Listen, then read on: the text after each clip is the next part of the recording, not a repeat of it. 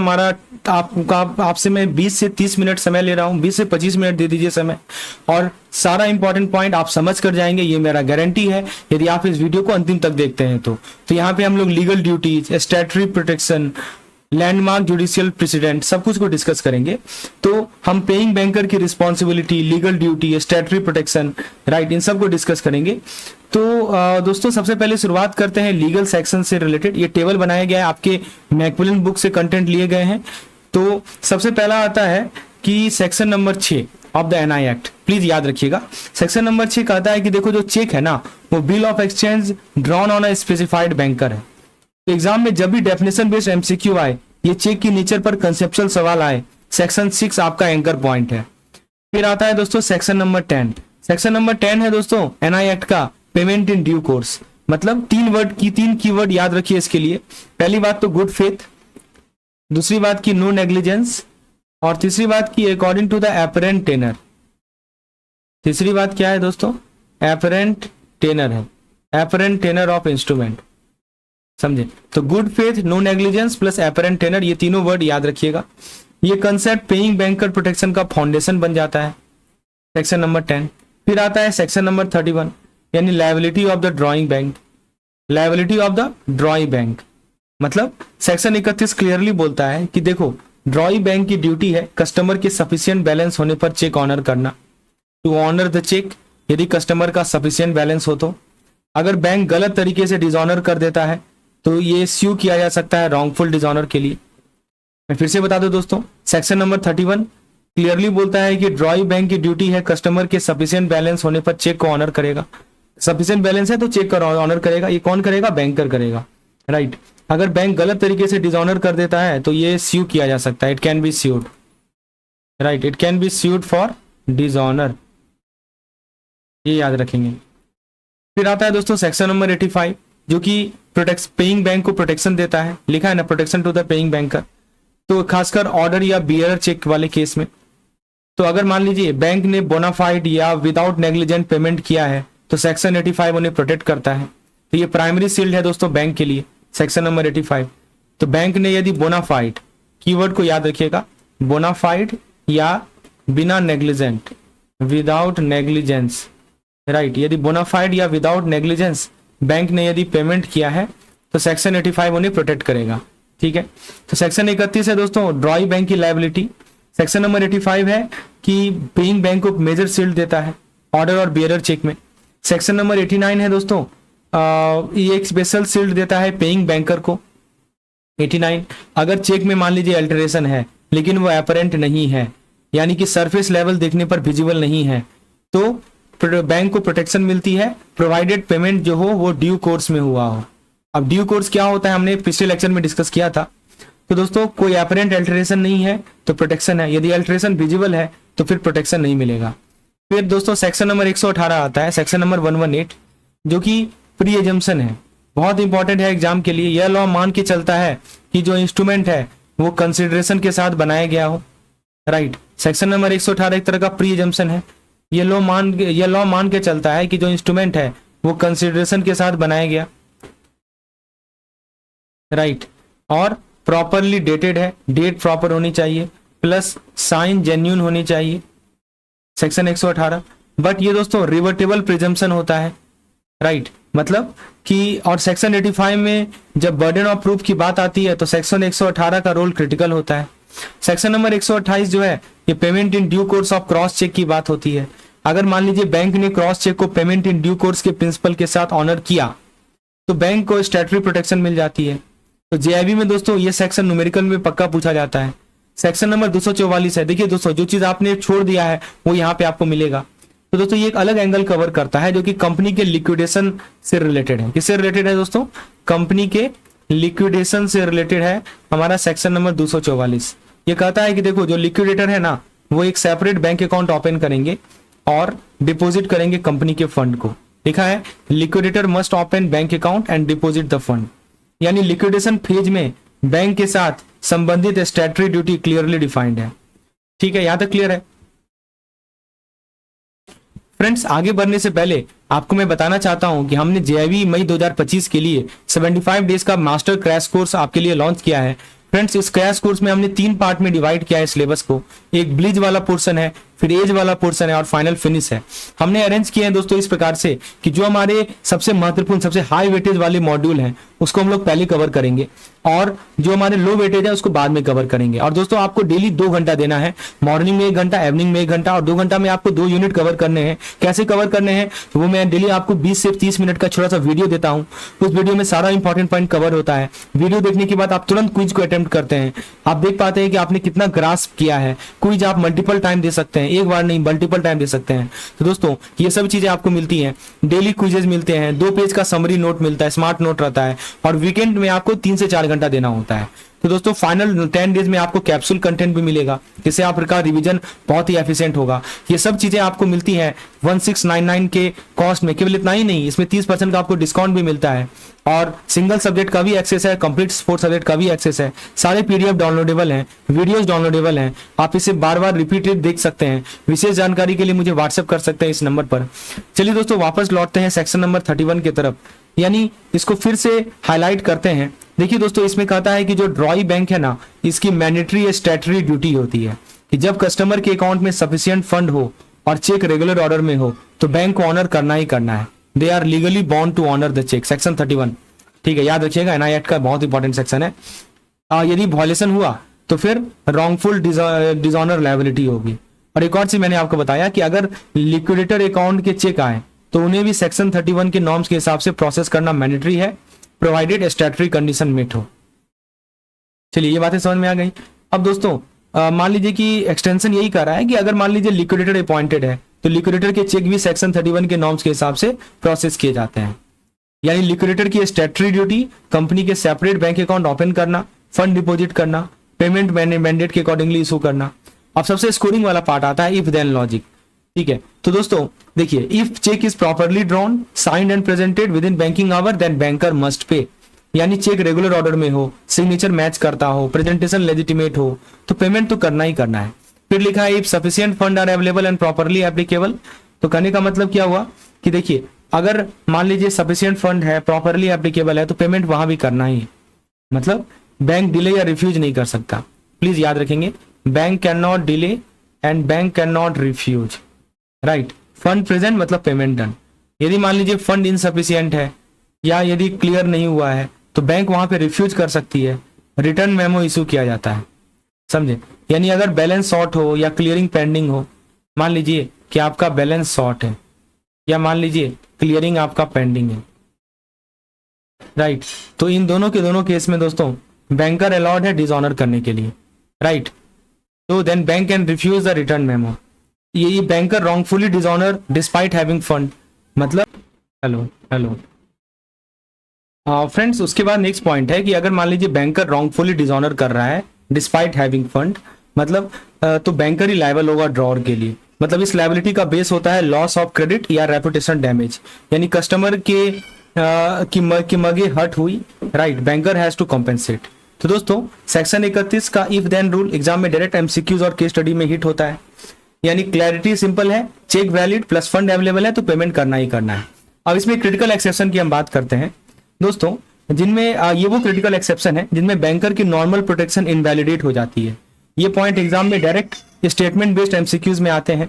देखिए, अगर मान लीजिए बैंक वाइंडिंग अप में चला जाए तो चेक का होल्डर कोई प्रिविलेज क्लेमेंट नहीं होता। बैंक वाउंड अप में चला जाए तो holder is merely a creditor, मतलब चेक का होल्डर कोई प्रिविलेज क्लेमेंट नहीं होता, यानी होल्डर सिर्फ एक ऑर्डिनरी क्रेडिटर होता है।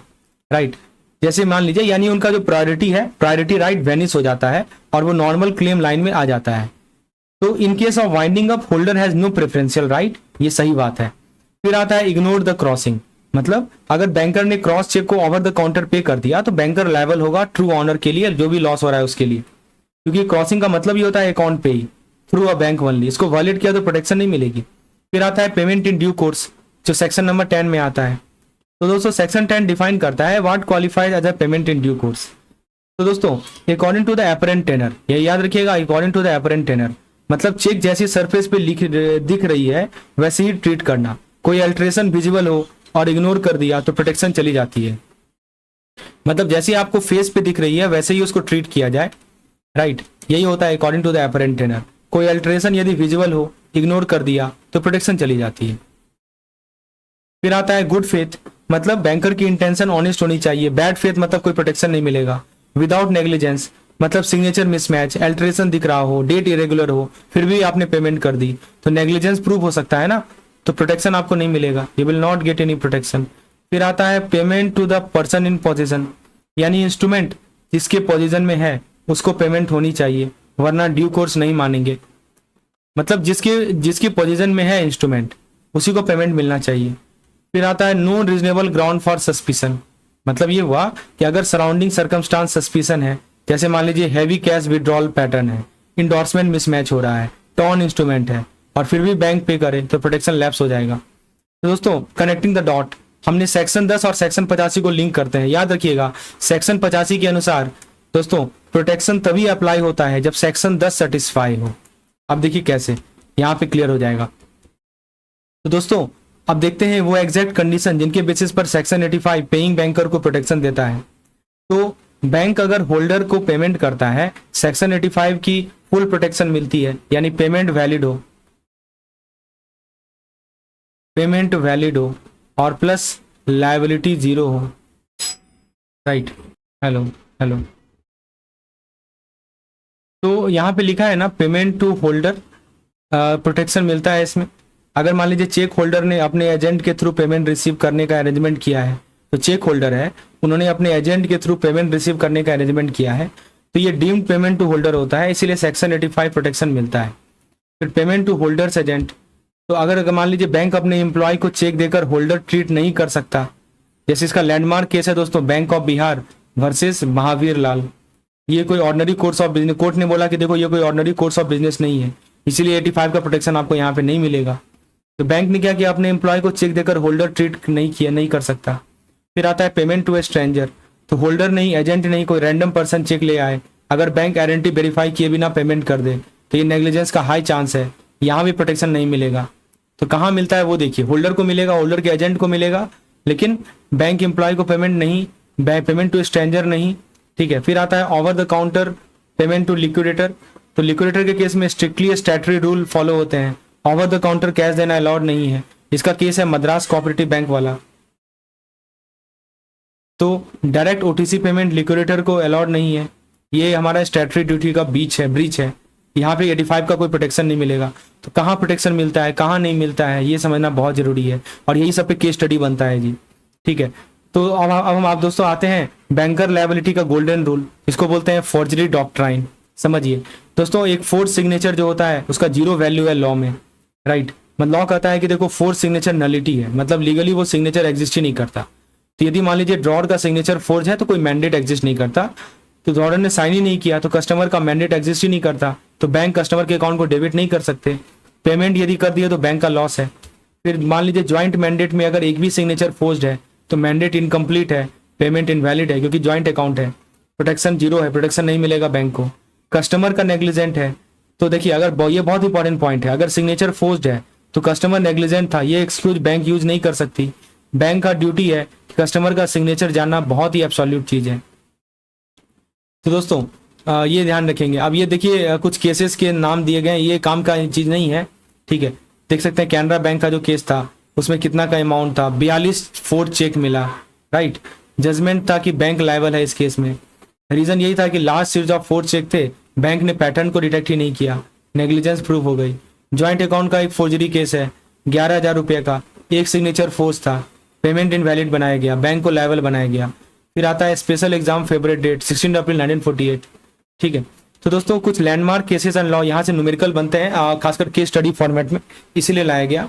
देखिए bank of Maharashtra versus messrs automotive engineering, इसमें क्या हुआ था कि चेक अमाउंट ओरिजिनली था 95.98 का और अल्टर्ड कर दिया गया इसको 6500 में, लेकिन अल्ट्रेशन विजिबल नहीं था नेकेड आई से। तो सवाल ये था कि क्या यूवी लैंप यूज ना करना नेग्लिजेंस है? बैंक को यूवी लैंप यूज करना था, वो यूज नहीं की, क्या ये नेग्लिजेंस माना जाएगा? तो कोर्ट ने बोला नहीं, बैंकर नेग्लिजेंट नहीं है। राइट, बैंक को फुल प्रोटेक्शन मिला सेक्शन नंबर 89 के अंदर, मैंने आपको अभी सेक्शन बताया था। राइट, तो कहने का मतलब क्यों बैंकर को प्रोटेक्शन मिला, यहाँ पे एक बार फिर से देखिए सेक्शन 89 को जरा देखिए, ये बोलता है ना जब अल्टरेशन अपरेंट नहीं हो तो प्रोटेक्शन बैंक को मिलता है, ये सबसे फेमस केस है इसका। राइट, तो इसमें देखिए बैंक ने सिग्नेचर वेरीफाई किया, सीरियल नंबर वेरीफाई किया, राइट, फिर फंड की अवेलेबिलिटी को वेरीफाई किया, यूजुअली बैंकिंग प्रोटेक्शन फॉलो किया गया। लॉ में लिखा नहीं है कहीं कि यूवी बैंक चाहिए सभी चेक के लिए। तो अगर अल्ट्रेशन विजिबल नहीं हो रीजनेबल केयर के साथ, अब बैंक ने पेमेंट कर दिया तो उनको ड्यू कोर्स में पेमेंट किया हो तो उनको प्रोटेक्शन मिलती है। फिर है एक हमारा ब्रह्म शमशेर जंग बहादुर वर्सेस चार्टर बैंक, 1956 का केस है। चेक का अमाउंट था 256, इसको बढ़ा के 2,34,081 रुपये कर दिया गया। ओडी का लिमिट था मात्र 70,000 का। पेमेंट ओडी लिमिट से बहुत ज्यादा था। क्या बैंक नेग्लिजेंट था? तो कोर्ट ने बोला कि देखो यहाँ पे इस पार्टिकुलर केस में अल्ट्रेशन विजिबल नहीं था और लॉ ने क्लियरली रूल है यदि अल्ट्रेशन अपरेंट नहीं है बैंक प्रोटेक्टेड है, चाहे पेमेंट ओडी लिमिट को ही क्यों ना एक्सीड करे। ठीक है, तो यहाँ पे ये भी बैंक को प्रोटेक्शन मिली है सेक्शन नंबर 89 के अंदर। फिर एक टेंज्योर permanent bank versus SR Rangachari का केस है। चेक था 16,000 का, 7.6 का, 4.2 का, लेकिन अल्ट्रेशन क्लियरली विजिबल था, ऑथेंटिकेट नहीं किया। तो कोर्ट ने बोला कि यहाँ कोई प्रोटेक्शन नहीं होगी क्योंकि अल्ट्रेशन विजिबल था, पेमेंट रूल के अकॉर्डिंगली हुआ नहीं है, राइट। फिर आता है दोस्तों बरेली बैंक वर्सेस नवल किशोर, 1964 का केस है। तो 19,500 रुपए का फ्रॉडलेंट विड्रॉल हुआ डिफरेंट चेकबुक के माध्यम से। कोर्ट ने बैंक को नेग्लिजेंट बनाया, स्पेसिमेन सिग्नेचर मैच कर रहा था, लेजर दोस्तों में इरेजर्स ओवरराइटिंग थे, एम्प्लॉय इन्वॉल्वमेंट इंडिकेट किया गया। फिर आता है United bank of India versus Hussain and को। तो रिकवरी रूल क्या है दोस्तों? बैंक 4 चेक पर पेमेंट कर देता है, क्या वो पैसा वापस रिकवर कर सकता है? Can a bank recover money paid on a 4 cheque? Bank ने क्या किया, 4 चेक पर पैसा पेमेंट कर दिया, क्या वो पैसा रिकवर कर सकता है? तो यहाँ पे एक डॉक्ट्राइन आता है जिसको बोलते हैं डॉक्ट्राइन ऑफ एस्टोपेल या इक्विटी। तो यदि पेई has not change their position तो वो रिपे करेगा, मतलब मनी अभी पेई के पास है तो रिफंड चाहिए। हाँ, यदि पेई ने अपना पोजीशन चेंज कर लिया गुड फेथ में, जैसे पेई ने गुड्स डिलीवर कर दिए या फाइनेंशियल पोजीशन चेंज हो गई, तो recovery bad to equity. Change of position में कोई रिकवरी नहीं होती, बैंक रिकवर नहीं कर सकती। ठीक है, तो कुल मिलाकर देखिए प्रोटेक्शन को कंपेयर किया जाए तो यहाँ पे देख सकते हैं कि कहाँ कहाँ प्रोटेक्शन मिला, कहाँ नहीं मिला। तो फ्रेंड्स फाइनली यही पॉइंट आता है कि देखिए सेक्शन नंबर 31 का लायबिलिटी एक बार फाइनल रिकॉल कर लीजिए, केवल ड्रॉअर की तरफ लायबिलिटी है, होल्डर की तरफ लायबिलिटी नहीं है जब तक बैंक चेक को एक्सेप्ट ना करे। फिर बात की हमने 4 चेक की, 4 चेक में हमेशा नो मैंडेट माना जाता है, ऑलवेज नो मैंडेट। फिर बात आती है अपरेंट अल्टरेशन की, यदि आप देख सकते हैं ड्रॉअर ने साइन नहीं किया है तो पेमेंट मत कीजिए। लिक्विडेटर का रूल है कि कभी भी कैश पेमेंट मत कीजिए काउंटर पे, उसके ऑफिशियल अकाउंट में डिलीवर किया जाएगा, डिपॉजिट किया जाएगा। और यदि इनोसेंट रिसीवर ऑलरेडी स्पेंट और यूज कर चुका है पैसे को तो बैंक को लॉस बियर करना पड़ेगा, रिकवरी नहीं पॉसिबल है। तो फ्रेंड्स ये था यूनिट 6 के सारे इंपॉर्टेंट पॉइंट। कहीं भी आपको इतना अच्छा से यूनिट 13 के सारे इंपॉर्टेंट पॉइंट इतना अच्छा से एक्सप्लेनेशन आपको नहीं मिलेगा, सारा की पॉइंट कवर किया गया है। इस पीडीएफ से आप चीजों को रिवाइज भी कर सकते हैं। कोई बुक के झमेले से बचना है आपको, हमारे क्रैश कोर्स में